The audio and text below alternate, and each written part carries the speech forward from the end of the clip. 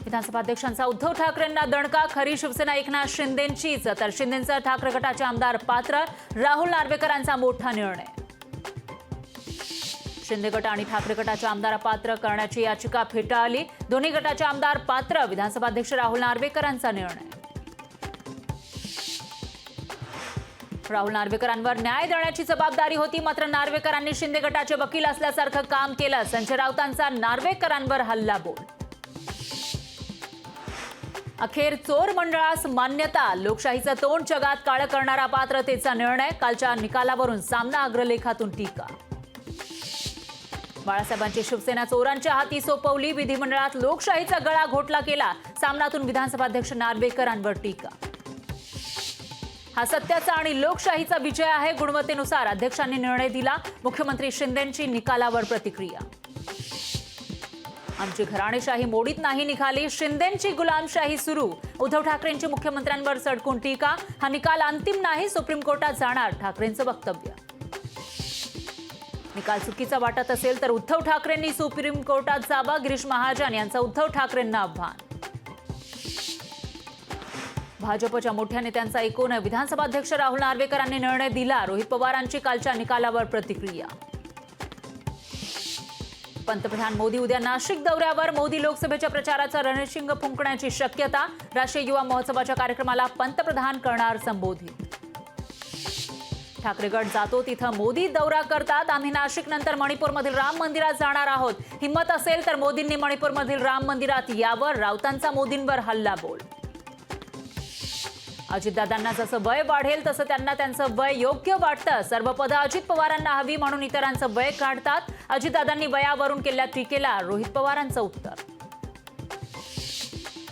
काँग्रेस कार्यकारिणीची आज मुंबईत बैठक, लोकसभा जागा वाटपासंदर्भात चर्चा होणार, महाराष्ट्र काँग्रेसचे प्रभारी रमेश चेतनीथला यांच्या अध्यक्षतेखाली बैठक। मुख्यमंत्री शिंदेंचे बोरिवली वांद्रे परिसरात बॅनरवर शिंदेंचा शिवसेना पक्षप्रमुख असा उल्लेख, अपात्रतेचा निर्णय शिवसेनेकडून लागल्यानंतर लागले बॅनर। अपात्रतेच्या निकालानंतर ठाण्यामध्ये मवियाकडून बॅनरबाजी, अब फैसला जनता ही करेगी, बॅनरवर मजकूर। अंगणवाडी सेविकांच्या संपाचा 58 लाख बालकांना फटका, मानधनवाढीच्या मागणीसाठी अंगणवाडी सेविका संपावर। स्वाभिमानी शेतकरी संघटना सांगली लोकसभा स्वबळावर लढणार, महेश खराडे सांगलीतून उमेदवार असणार, स्वाभिमानीच्या बैठकीत निर्णय। सांगली जयंत पाटलांना धक्का, शरद पवार गटाचे माजी नगरसेवक अजित पवार गटाच्या वाटेवर, माजी नगरसेवकांनी घेतली अजित पवारांची भेट।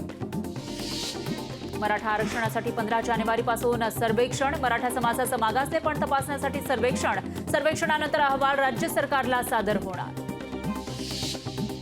शिवजयंती, अयोध्येतील प्राणप्रतिष्ठेनिमित्त शिधापत्रिका धारकांना आनंदाचा शिधा, राज्य मंत्रिमंडळाच्या बैठकीत निर्णय। राम मंदिर प्राणप्रतिष्ठा सोहळ्याचं आरएसएस संघचालक मोहन भागवत यांना निमंत्रण, राम मंदिर निर्माण समितीचे अध्यक्ष नृपेंद्र मिश्रांनी दिलं निमंत्रण।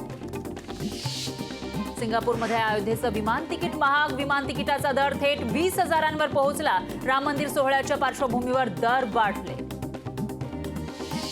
उद्या अटल सेतू प्रकल्पाचं पंतप्रधान मोदींच्या हस्ते उद्घाटन, शिवडी नावाच्या अटल सेतूवर 100 किलोमीटरची वेग मर्यादा, बाईक आणि रिक्षाला अटल सेतूवरून जाता येणार नाही।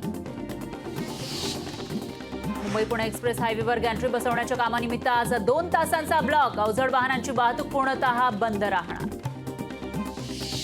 परभणीमध्ये रस्त्याच्या मागणीसाठी सार्वजनिक बांधकाम विभागाच्या कार्यालयाला ठोकलं टाळं, तात्काळ रस्त्याचा प्रश्न निकाली काढा, ठाकरे गटाचे आमदार राहुल पाटील यांची मागणी। गोखले पुलाचं काम युद्ध पातळीवर सुरू, गोखले पुलाची एक मार्गिका 15 फेब्रुवारीपर्यंत सुरू होण्याची शक्यता, पुलाच्या सर्व मार्गिका पावसाळ्यापूर्वी सुरू करण्याचा पालिकेचा प्रयत्न। अवकाळी पावसामुळे मुंबई वायू प्रदूषणात घट, मुंबईच्या 8 ठिकाणांचा AQI 100च्या आत। पुणे लोणावळा दरम्यान दुपारच्या वेळेतही आता लोकल धावणार, पुणे रेल्वे बोर्डानं घेतला निर्णय, रेल्वे सुरू होत असल्यानं नागरिकांना दिलासा। राज्यात बुधवारी आढळले कोरोनाचे 98 नवे रुग्ण, राज्यातील सक्रिय रुग्णांची संख्या 849 वर, तर नागरिकांनी काळजी घेण्याचं आवाहन।